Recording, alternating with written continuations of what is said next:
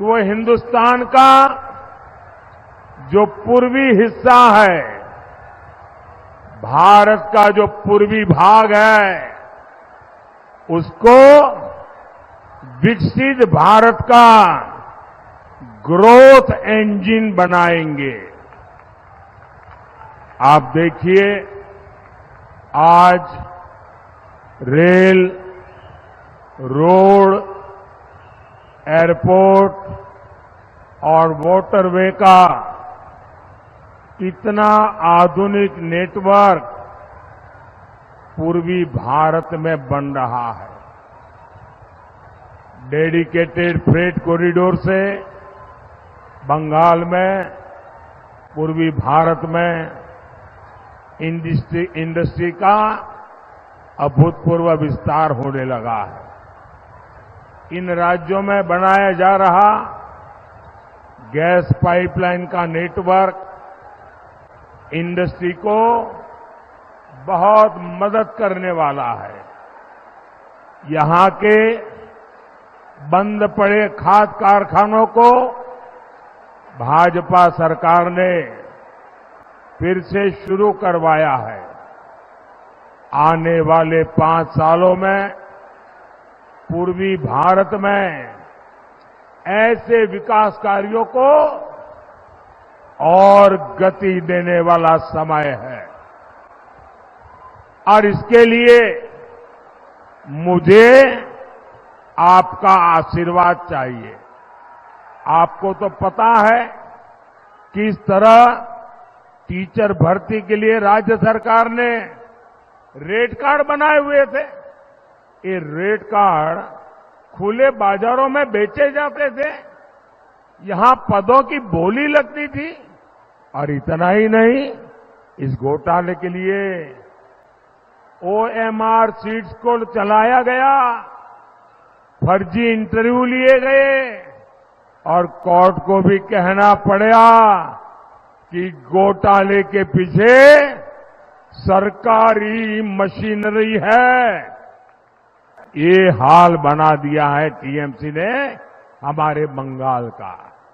साथियों, मोदी बंगाल में हुई इस लूट की पाई पाई का हिसाब लेगा। ये जो नोटों के पहाड़ निकल रहे हैं, इन पहाड़ के मालिकों को छोड़ा नहीं जाएगा। मैं भ्रष्टाचार के पीड़ित हर बंगालवासी को कहूंगा, कोई भी भ्रष्टाचारी, कान खोल के सुन लो, ये मोदी है, कोई भी भ्रष्टाचारी बचने वाला नहीं है। और देखिए, ये जो करोड़ों रुपए इनसे बरामद हो रहे हैं, ये पीड़ितों को वापस कैसे मिले, मोदी इसके लिए भी कानूनी रास्ता खोज रहा। जरा ध्यान से सुनिए। कुछ साल पहले टीएमसी सरकार पर सीएजी की रिपोर्ट आई थी। आप कल्पना कर सकते हैं कि उस रिपोर्ट में क्या कहा गया? उस रिपोर्ट में कहा गया है कि टीएमसी सरकार ने 2,30,000 करोड़ रुपए का कोई हिसाब ही नहीं दिया है। सीएजी कह रही है 2,30,000 करोड़ रुपए। कितने कितने 2,30,000 करोड़ रुपए। इसका कोई हिसाब ही नहीं है। ये पैसे कैसे और कहां खर्च हुए, किसके जेब में गए, कोई हिसाब किताब ही नहीं है। ये बहुत बड़ा घोटाला है। सीएए जैसे मानवता की रक्षा करने वाले कानून को विलेन बना दिया।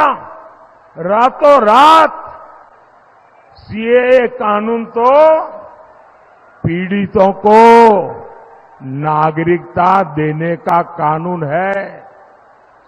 इससे किसी की नागरिकता नहीं छीनती, लेकिन कांग्रेस, टीएमसी जैसे दलों ने इसे भी अपने झूठ के रंग से रंग दिया। ये लोग विभाजन के पीड़ितों को उनका हक देने का विरोध कर रहे हैं। ये लोग मतवा साथियों को, नाम शूद्र साथियों को नागरिकता देने के खिलाफ है। इतना ही नहीं, ये सीएए कानून को खत्म करने तक की बातें कर रहे हैं। आज स्थिति ये है कि बंगाल में अपनी आस्था का पालन करना भी गुनाह हो गया है। बंगाल में टीएमसी सरकार राम का नाम नहीं लेने देती। जय श्री राम, जय श्री राम, जय श्री राम। बंगाल में टीएमसी ये सरकार रामनवमी नहीं मनाने देती।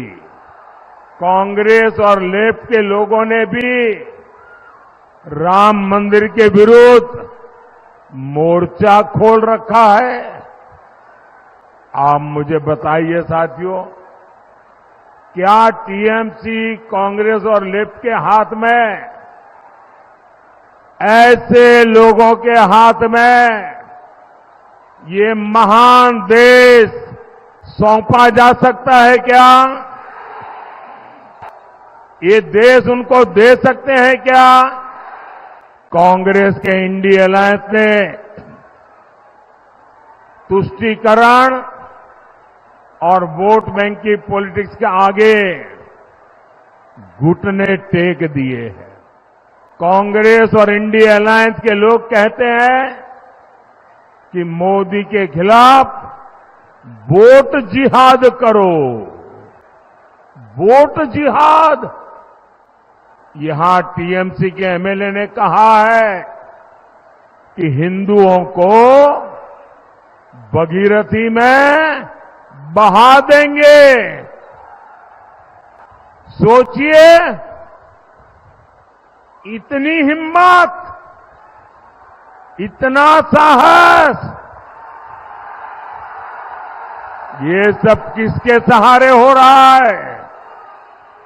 इन लोगों ने बंगाल में हिंदुओं को दोयम दर्जे का नागरिक बनाकर रख दिया है। প্রতি মুহূর্তের খবরের আপডেট পেতে আমাদের চ্যানেলটি সাবস্ক্রাইব করুন ও বেল আইকনে প্রেস করুন। লাইক ও শেয়ার করতে ভুলবেন না।